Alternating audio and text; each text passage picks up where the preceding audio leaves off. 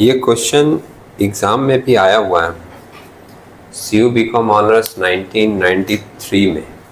समझे, थोड़ा पुराना क्वेश्चन है, लेकिन इस क्वेश्चन के अंदर में कैलकुलेशन वो थोड़ा समझने लायक है। बात समझे, इसलिए मैं एक बार क्वेश्चन डिस्कस कर देता हूँ।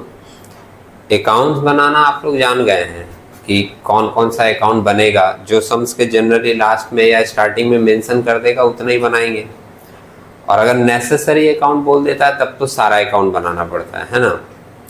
दूसरी बात क्या है कि अकाउंट जितना भी बोलेगा उतना बना लेंगे, उतना आप लोग सीख गए हैं, है ना। पोस्टिंग करना भी सीख गए हैं, किसके डेबिट में क्या जाएगा, किसके क्रेडिट में क्या पोस्ट होगा। मेन कंफ्यूजन थोड़ा बहुत किस चीज़ पे हो जा रहा है, कैलकुलेशन में। और कैलकुलेशन भी अगर नॉर्मल दिया तो ठीक है, लेकिन अगर बहुत सारा चीज़ तोड़ तोड़ कर जब देने लगता है तो कैलकुलेशन, वहाँ पर बहुत सारे स्टूडेंट्स कैलकुलेशन में क्या होते हैं, कंफ्यूज हो जाते हैं। तो ये वाले सम्स का कैलकुलेशन मैं थोड़ा सा बता देता हूँ कि अनसोल्ड स्टॉक, एबनॉर्मल लॉस, ये सब जो निकालना होगा वो हम लोग किस तरीके से निकालेंगे। बात समझे, आराम से करेंगे, कोई हड़बड़ी नहीं है। जिन लोगों ने कर लिया है अच्छी बात है, आप एक बार देख लीजिए, हो सकता है कि आपको कुछ चेंज करने का ज़रूरत पड़े तो कैलकुलेशन देखकर चेंज कर लीजिएगा। क्वेश्चन एक बार पढ़कर पहले स्टार्टिंग से समझ लेते हैं। पढ़ोगे? पढ़ो, ऐसे ही पढ़ो आराम से। हाँ। On 1st January 2006, goods at an invoice value of rupees 1,32,000 were consigned by Chaudhary and Company of Kolkata to their agent Gupta and Company of Allahabad at a pro forma invoice of 20% profit on cost. Okay, ये वाला line जब mention कर देता है कि जो goods का price बढ़ा कर बेचा है तो समझ जाते हैं कि इनवॉइस प्राइस वाला सम्स है, और जो एक्स्ट्रा प्राइस है वो हम लोगों को लोडिंग के नाम से एडजस्ट करना पड़ता है। यहाँ पर कितना बोला एक्स्ट्रा प्राइस, 20% ऑन कॉस्ट, है ना। और 1,32,000 का जो वैल्यू दिया हुआ है वो इनवॉइस वैल्यू है। अब यहाँ पर एक बात समझिएगा, आपको याद आएगा, मैंने कहा था कभी कभी सम्स में क्या होता है, परसेंटेज डायरेक्ट पे में दिया रहता है, कभी कभी परसेंटेज इन्वर्स पे में दिया रहता है। इन्वर्स वे मीन्स कि जैसे वैल्यू दिया है इनवॉइस प्राइस का और परसेंटेज दिया है किसके ऊपर, कॉस्ट के ऊपर। तो परसेंटेज कॉस्ट पे है, वैल्यू है इनवॉइस प्राइस का, वो परसेंटेज हम लोग डायरेक्टली अप्लाई नहीं कर सकते। समझ रहे हैं मेरी बात। तो हम लोग क्या करेंगे, इसमें एक तरीका आपको बताया गया था 100 एज्यूम करके कैलकुलेशन कर लो, और दूसरा तरीका एक डायरेक्ट वे भी बताया गया था कि अगर कॉस्ट पे इतना परसेंट होता है तो इनवॉइस प्राइस पे इतना परसेंट आप डायरेक्टली ले सकते हो, है ना। एक डायरेक्टली वाला परसेंटेज एक बार यहाँ पर लिख कर आपको दिखा देते हैं। कॉस्ट प्राइस था और इनवॉइस प्राइस था। बोला गया था कॉस्ट प्राइस पे अगर 50% दिया रहे तो आप इनवॉइस प्राइस पे 33 एंड 1/3% डायरेक्ट चार्ज कर दो, सेम फिगर निकल के आता है।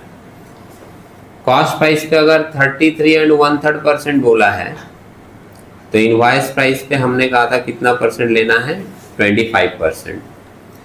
कॉस्ट प्राइस पे 25% है तो इनवॉइस प्राइस पे 20%, और कॉस्ट प्राइस पे 20% है तो इनवॉइस प्राइस पे 16 एंड 2/3%। ऐसा एक डायरेक्ट रिलेशन है ना।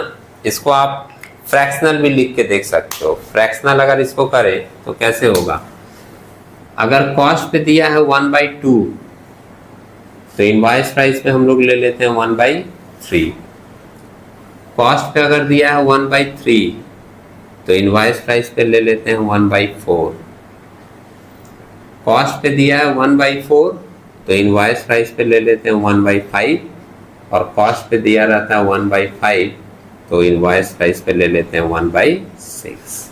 अभी वो कॉस्ट के ऊपर मेरे सम्स में कितना परसेंट दिया है, 20%। यही वाला परसेंटेज है ना, 20% प्रॉफिट ऑन कॉस्ट। तो कॉस्ट का वैल्यू हमको पता नहीं है, लेकिन सम्स में इनवॉइस प्राइस का वैल्यू तो पता है ना। इनवॉइस प्राइस दिया 1,32,000 दिखा, तो हम लोग अगर 1,32,000 का 1/6 निकाल लेंगे, 16 एंड 2/3%, तो हमारा वैल्यू आ जाएगा डायरेक्ट। शॉर्ट में आपको एक बार दिखा दे रहे हैं, देखो 1,32,000 है ना, 1,32,000 का 1/6 ले लो या 16 एंड 2/3% को हम लोग ऐसे लिखते हैं 16.667%। करके देखो कितना आएगा, 22,000 आ रहा है। समझ रहे हैं, ये 22,000 हम लोगों का क्या होगा, लोडिंग। एक तो ये वाला तरीका है। दूसरा एक तरीका है, अच्छा ये तो पिक्चर दिमाग में है ना, ऑलरेडी लिखवाया हुआ था, है ना, तो इसको मैं एक बार मिटा देता हूँ और हम लोग अपना 100 वाला कैलकुलेशन पे करते हैं। 100 वाला कैलकुलेशन मैं इसलिए बोलता हूँ करने के लिए क्योंकि वो कैलकुलेशन हर जगह अप्लीकेबल हो सकता है। बात समझे, जितना भी वो लैंग्वेज को तोड़ तोड़ कर बोले, आप अगर 100 वाला कैलकुलेशन अच्छे से क्लियर कर लिए माइंड में तो वो हर जगह अप्लाई हो जाएगा और हर कैलकुलेशन तुम इजीली निकाल पाओगे। मैं डायरेक्टली लिख रहा हूँ working note 1, loading on goods send, loading on goods send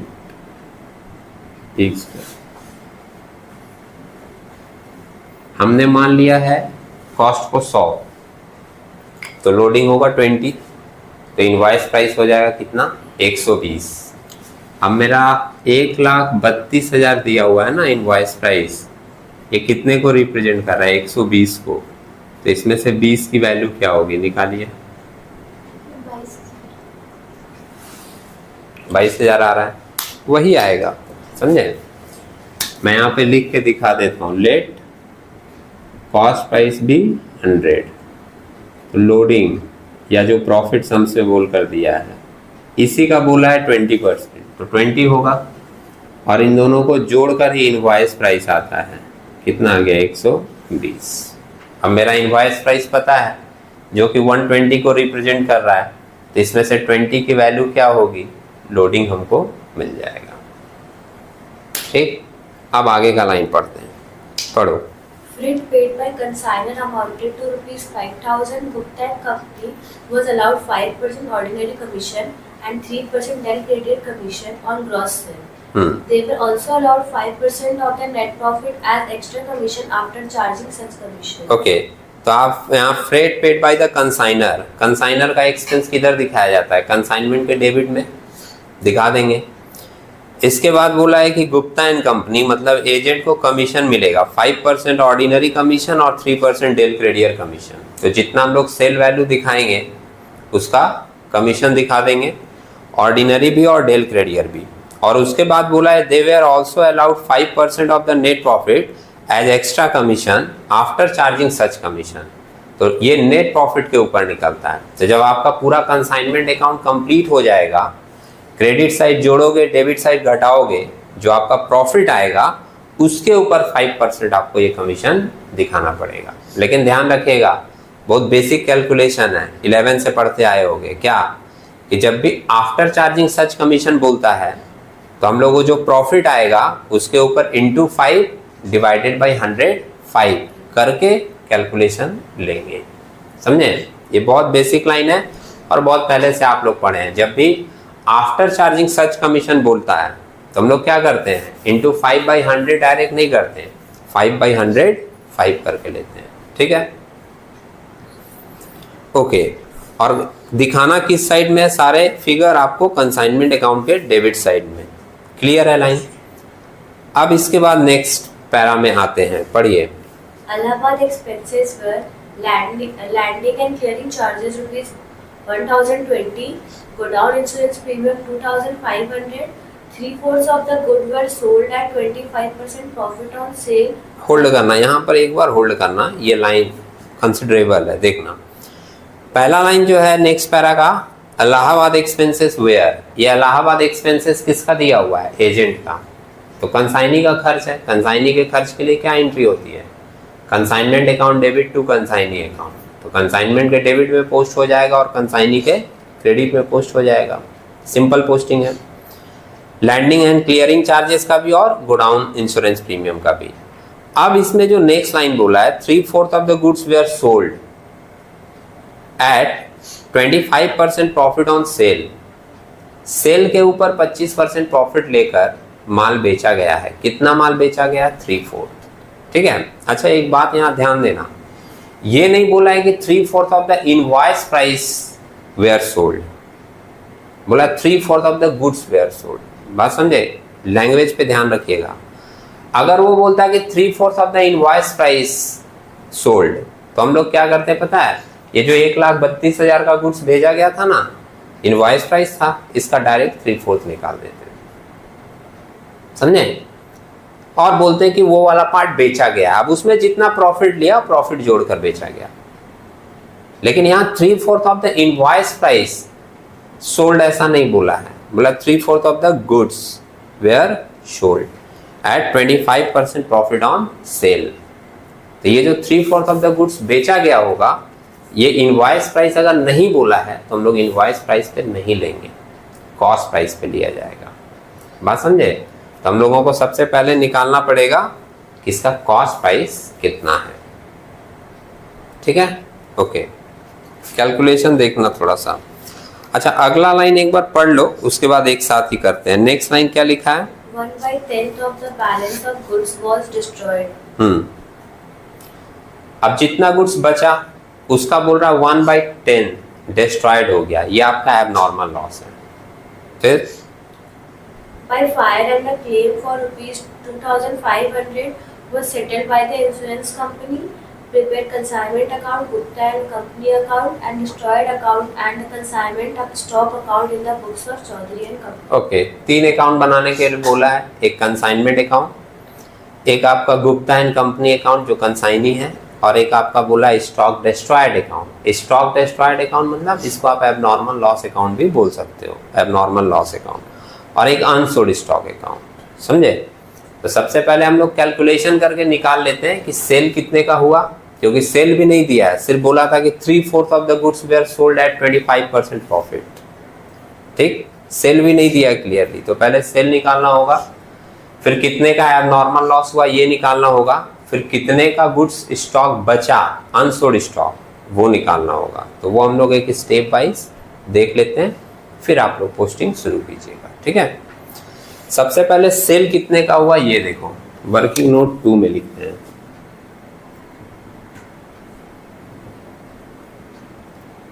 calculation for sale value,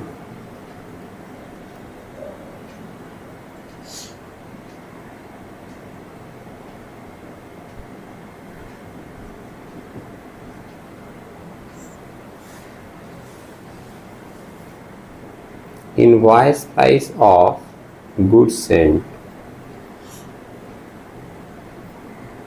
1,32,000 का सेंड किया गया था इनवॉइस प्राइस, ठीक। हम लोग इनवॉइस प्राइस में से अगर लोडिंग हटा दें, loading on goods Saint already हम लोग निकाल चुके, ऊपर में दिखाई दे रहा है ना, कितने का, 22,000 का, है ना। Invoice price of goods send में से लोडिंग अगर हम लोग हटा दें, कितना बचेगा, ये 1,10,000। ये क्या होगा आपका cost of goods send, cost निकल गया। अब इस कॉस्ट का 3/4 बेचा है, 3/4 ऑफ कॉस्ट, 1,10,000 का 3/4 निकाल दीजिए,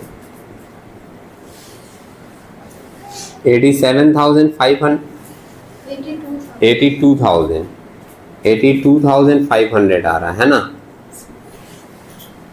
ठीक। और इसमें बोला है कि प्रॉफिट जोड़कर बेचा है। अब प्रॉफिट कितना जोड़ा है, प्रॉफिट बोला है कि सेल के ऊपर 25%, यहाँ ध्यान देना, ये फिगर आपका कॉस्ट का है और वो बोला है सेल के ऊपर 25% लेना है, तो इसके ऊपर हम लोग 25% डायरेक्ट नहीं ले सकते। बात समझे। जब भी आपको इस तरह का रिवर्स रिलेशन दिखे कि जैसे मेरे पास फिगर है कॉस्ट का और परसेंटेज दिया है सेल पे, तो वहीं पर हम लोग 100 एज्यूम वाला कैलकुलेशन देते हैं। बात समझे। और मैंने ये बात कई बार कही है, याद है कि 100 किसको एज्यूम करोगे, जिसके ऊपर परसेंटेज दिया रहेगा। परसेंटेज किस पे दिया है, सेल पे, तो हम लोग सेल को मान लेंगे 100। अब सेल को माने 100 तो प्रॉफिट होगा उसका 25%, 25, तो कॉस्ट कितना होगा 75। सेल में से प्रॉफिट माइनस होता है तो क्या बचता है? कॉस्ट। समझ रहे हैं?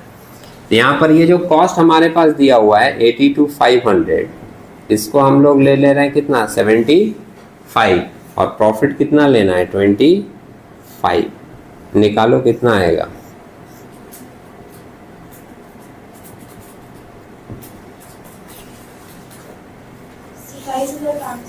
27,500, और इसको ऐड कर देंगे अगर हम लोग तो 1,10,000 आ जा रहा है ना? ध्यान देना, ये वाला 1,10,000 और ये वाला 1,10,000 दोनों सेम नहीं है, मतलब फिगर सेम दिख रहा है, लेकिन ऐसा नहीं दिमाग में रख लेना कि वो तो उतना ही आ गया तो दूसरे सम में भी उतना ही आ जाएगा, ऐसा नहीं है। अगर परसेंटेज ऑफ प्रॉफिट अलग होता तो ऐसा सेम नहीं आता। बात समझे?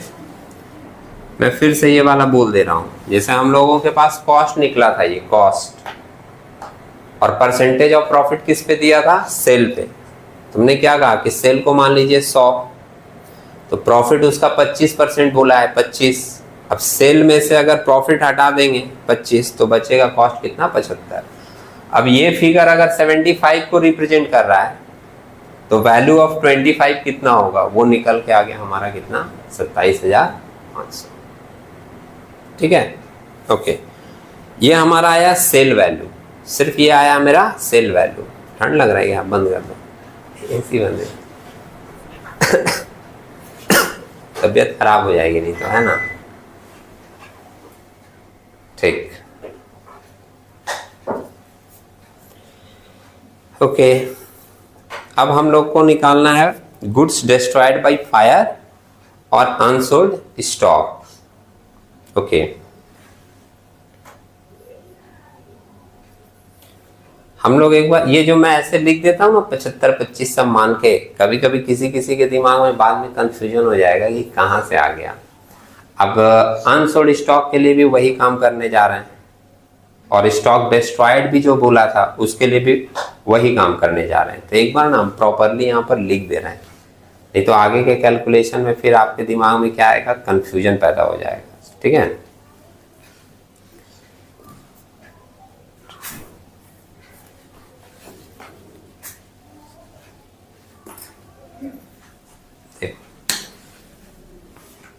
Late goods Saint B 100। ये मैं आगे के कैलकुलेशन के लिए लिख रहा हूं जिससे कंफ्यूजन ना हो। लेस सोल्ड, हमने माना कि 100 का हमने माल भेजा है, ठीक है। सोल्ड हुआ है इसका 3/4, तो 3/4 ऑफ 100 निकाल के देखो कितना आएगा?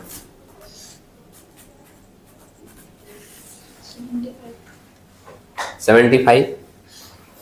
ओके, अब ये बच गया आपका बैलेंस, है ना? सेल करने के बाद सम्स में क्या लिखा है कि बैलेंस जो बचा उसका 1/10 लॉस्ट हुआ है। तो अगर हम इसको लिखें less destroyed goods destroyed 1/10 of balance यानी 25, कितना आएगा? 2.5। ये सब माना हुआ चल रहा है, माइनस करके कितना बचेगा? 22.5। यही आपका होगा अनसोल्ड स्टॉक। क्लियर है? ठीक है, ये माने हैं। क्यों माने हैं? क्योंकि अब जो कैलकुलेशन आगे करेंगे सब इसी के हिसाब से पुट करके लेंगे। हम लोग अब निकालते हैं वर्किंग नोट 3 में कैलकुलेशन फॉर एबनॉर्मल लॉस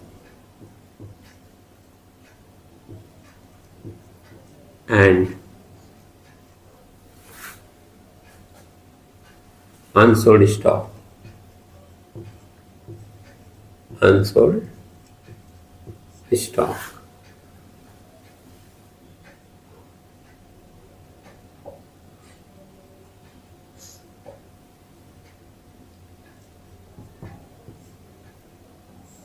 चलिए, invoice price of goods Saint. अब जो प्रोसेस हम लोग पहले फॉलो करते थे वही कर रहे हैं। जैसे लेते थे कि कितने का गुड्स भेजे, उसमें कंसाइनर का खर्च, फिर कंसाइनी का नॉन रेकरिंग एक्सपेंस, जो प्रोसेस चलता था वो अब हो रहा है। ठीक है, invoice price of goods Saint कितना है? 1,32,000। बोलना, यही किया ना, ऐड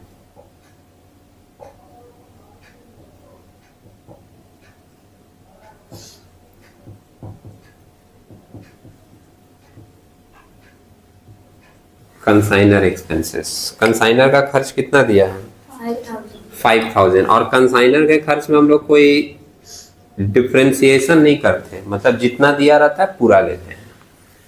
ये आ जाएगा 1,37,000, तो 1,37,000। ठीक है, अब इसमें ऐड करते हैं कंसाइनी नॉन रेकरिंग एक्सपेंसेस, है ना। अब जरा एक बार देखना कंसाइनी का क्या क्या खर्च दिया है। तो कंसाइनी का एक खर्च दिया था लैंडिंग एंड क्लियरिंग चार्जेस, और एक दिया था गोडाउन का इंश्योरेंस वगैरह, है ना। तो इसमें जो लैंडिंग चार्जेस है और क्लियरिंग चार्जेस ये नॉन रेकरिंग है, क्योंकि ये वन टाइम ही दिया जाएगा। नॉन रेकरिंग मतलब क्या है? जो वन टाइम पे हो। तो क्लियरिंग चार्जेस एक बार दिए, गुड्स आ गया। गोडाउन के अंदर आने के बाद जो भी खर्च होता है वो रेकरिंग हो जाता है, तो गोडाउन वाला लेंगे नहीं। और लैंडिंग एंड क्लियरिंग चार्जेस कितना दिया है सम्स में? 1,020। जोड़ दीजिए 138,020, यही आ रहा है ना। ठीक है, देख लो जोड़कर।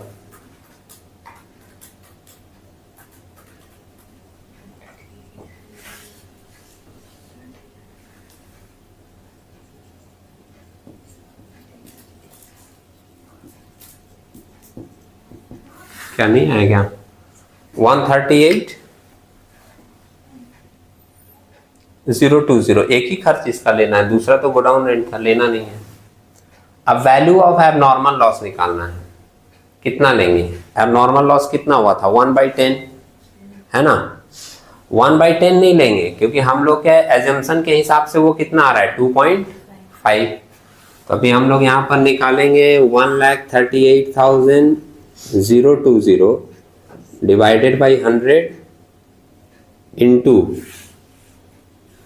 2.5 करके देखो कितना आ रहा है।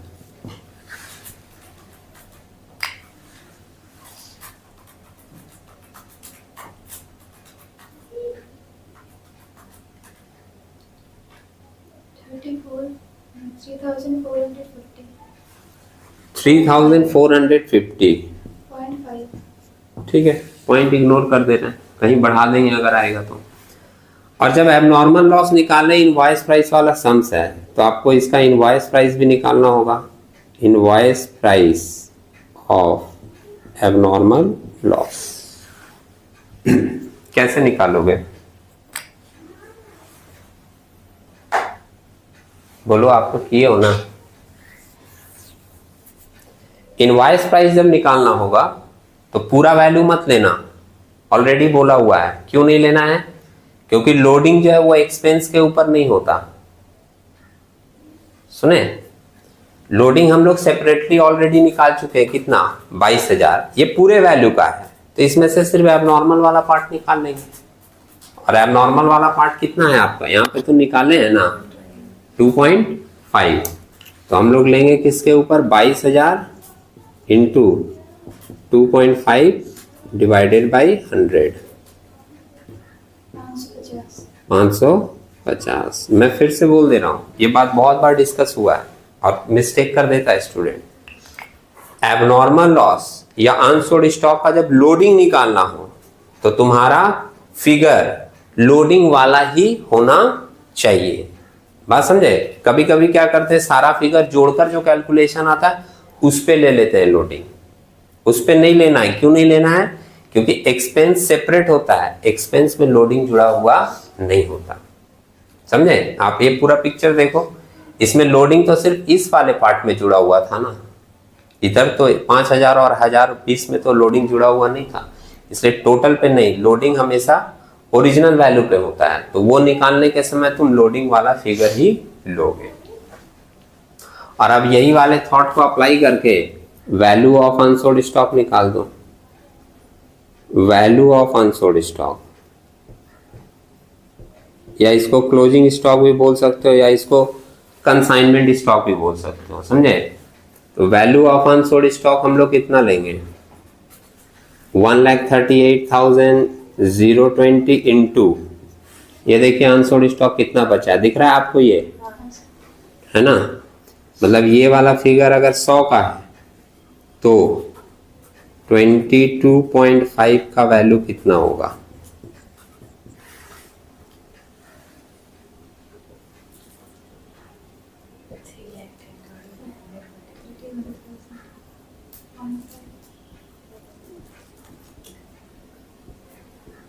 हाँ बोलो। 31,054.5।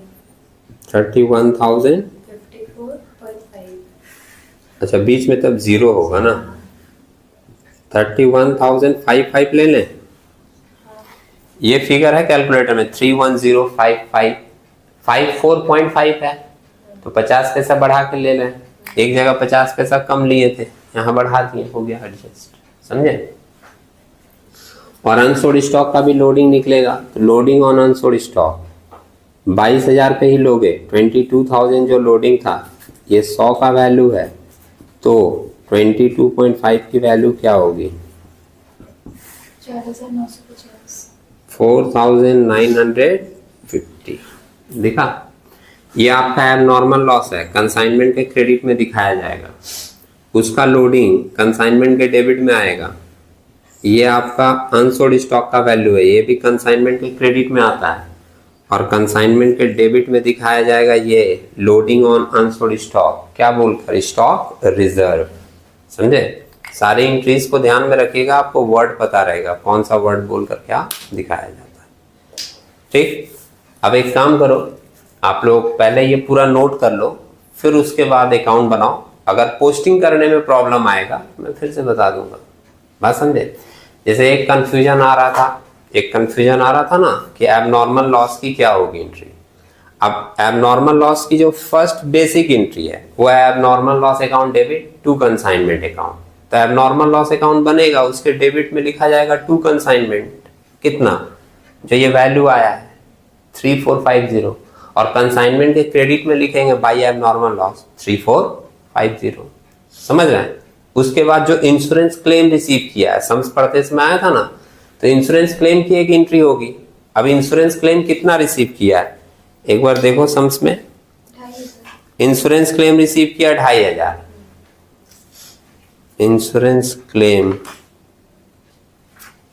इंश्योरेंस क्लेम कहाँ रिसीव किया है, सम्स के एकदम नीचे से दूसरा लाइन है ना, 2,500 रिसीव किया है, आपका लॉस हुआ है 3,450 का। लोडिंग एडजस्ट करके देख लेंगे कितना नेट बच रहा है, उसके बाद जितना इंश्योरेंस क्लेम से रिसीव होगा बचा हुआ पैसा हमारा एक्चुअल लॉस माना जाएगा, जो ट्रांसफर हो जाएगा प्रॉफिट एंड लॉस अकाउंट में। सुने, एंट्रीज आपको याद है, कॉन्सेप्ट क्लियर है, तो पोस्टिंग करने में, पुटिंग करने में बहुत ज्यादा प्रॉब्लम नहीं होती है। अब एक बार करके देखो, फिर कंफ्यूजन होगा डिस्कस कर देंगे, ठीक है।